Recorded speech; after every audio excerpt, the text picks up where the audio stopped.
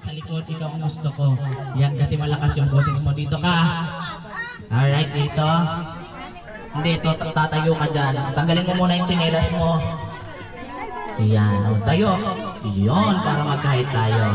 Okay, lakasan ang boses ha. Pangalan? Kusog guys. Ilang taon na, ilang edad? 20! Okay, mali pala ako. Akala ko bata pa, matanda na pala. Okay. Ano sa English ka, 20? 21.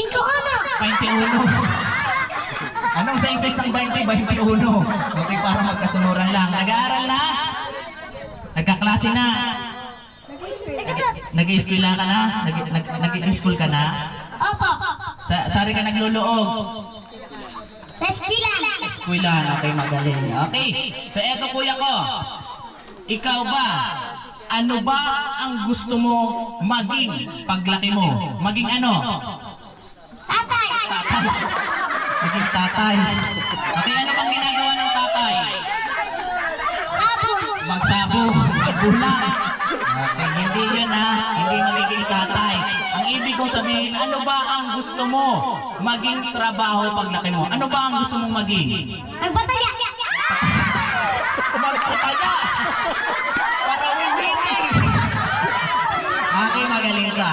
Okay, so eto, halika dito. Ay, para tataya. Okay, so eto. O, ano tinama mo, Juan? Anong tinama? O, dapa. O, sige. Okay, so eto, kuya ko, ikaw ba matalinong bata ka ba? Hindi. At least honest. Yun ang yun ang mahalaga. Honesty is the best policy. Okay, so ito kuya ang lalarin natin ha. Okay, magtatanong po ako, sasagutin mo. Question and answer tayo. Pero bago lahat, ito muna. Sa lahat po ng mga bisita nandito po ngayon, huwag natin pong tuturuan si kuya. Opo, huwag natin tuturuan. Okay, dahil kapag mali naman po yung sagot niya, okay lang po yun. At least makasagot po siya. Okay, kuya ko, ito ang unang question and answer natin. Okay, Tagalog-English tayo ha. Okay, Tagalog po sa akin, i-Englishin mo, itatranslate mo lang ho. Apo, itatranslate mo lang. Mga animals lang naman. Ikaw ba, familiar ka ba sa mga animals? Hindi. Mga hayop, alam mo ba yon? Hindi. Hindi, pero kailangan mo sumagot. Okay, kuya, ito ang unang katanungan natin. Ano po ang sa English ng aso? Dog. Dog, palakpakan naman po natin si kuya. Napagaling, okay. Sabi niya hindi niya alam, pero alam niya. Ano naman ang sa English ng pusa? Cat. Okay, palakpakan naman po natin si kuya. Ano naman ang sa English ng pato? Da.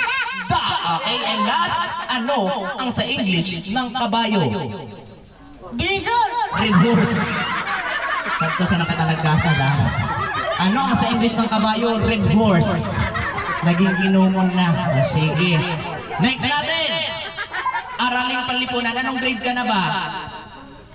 Anong? Kinder, 20 anyos. Overage na nonoy. Isi ko sa kinder, 5 years old sana. Di na nagawa ako sa 20 anyos. Okay, Araling Panlipunan tayo. Okay, kuya. Unang katanungan sa Araling Panlipunan. Ano ang pambansang isda ng Pilipinas? Anong pambansang isura ng Pilipinas? Uturay. Turay. Turay. Pambansang isura sa Barato. Okay, next. Ano ang pambansang laro ng Pilipinas? Tungting. Ano? Pambansang laro ng Pilipinas? Tungting. Tungit. Hindi tungit. Okay. Ang pambansang laro po ng Pilipinas ay sipa. Ayan. Okay, so next natin kuya, ano ang pambansang ibon? Okay, ito marami nakakaalam na ito pero kaya lang tayo ha. Ano ang pambansang ibon ng Pilipinas? Bird. Okay, sige, very good. Ano ang pambansang ibon ng Pilipinas? Bird. Okay, sige, bigyan na natin to ng dalawang regalo. Okay kuya, ito po ang para sa'yo. O anong sasabihin mo na dahil nakatanggap ng dalawang regalo? Thank you and Happy. thank you, happy, ano, thank you. Happy birthday. Yan, alright, maraming salamat. Palakpakan naman po natin si kuya. Napakabibo niya.